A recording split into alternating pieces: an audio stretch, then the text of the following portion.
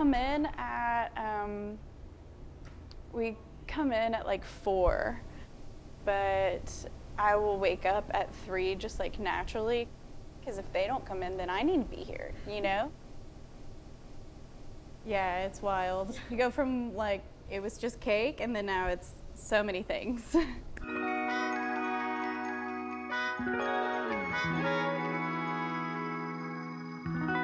My name is Adriana Horton, and I am the owner and baker and cake decorator behind Oh Honey. It feels kind of like being a conductor at like an orchestra or something. Like you just kind of have to help keep everything running smoothly. And like it doesn't feel like we've only been open for 4 months.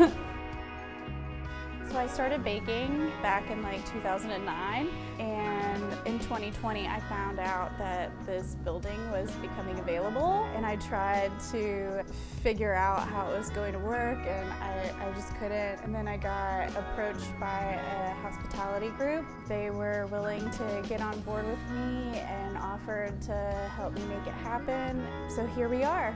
As far as the decoration goes, I stole a lot of things from my house. A lot of the stuff on the wall is all from my house. Most of the stuff that's up there is from my china cabinet. Like my china cabinet's like empty now. This is actually my couch and my coffee table from my house. We didn't have a couch and coffee table for a few months. The chandelier is made with real seashells. I kind of wanted to like find where I meet in the middle of something that's eclectic, but also like classic and not gonna like really go out of style.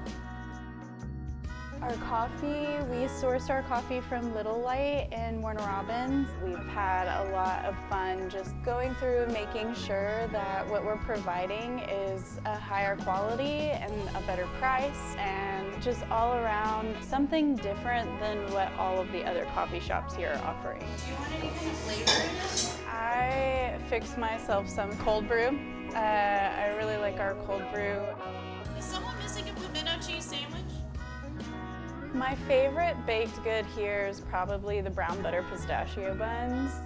That's gotta be my favorite, or the white chocolate pistachio cookies. Those are also really good.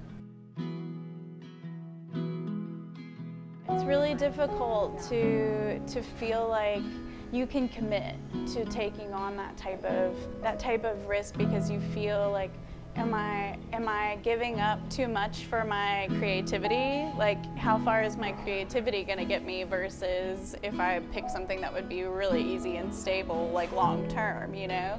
But I think that maybe for a while I was running from this.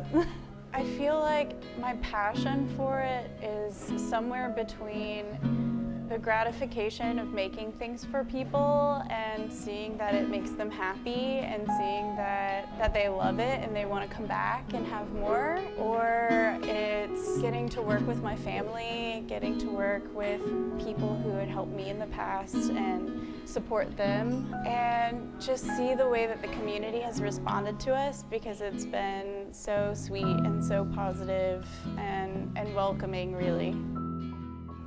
I don't think that I ever realized that this was something that I really wanted until my husband started working at Society Garden, and I would just like stand outside of this building and I could just see it being a coffee shop and a bakery and just something that the community really needed and that I thought that I could provide well. My end goal is just to see it succeed. Like, I just want to see everyone who has helped me up to this point benefit from what we've built.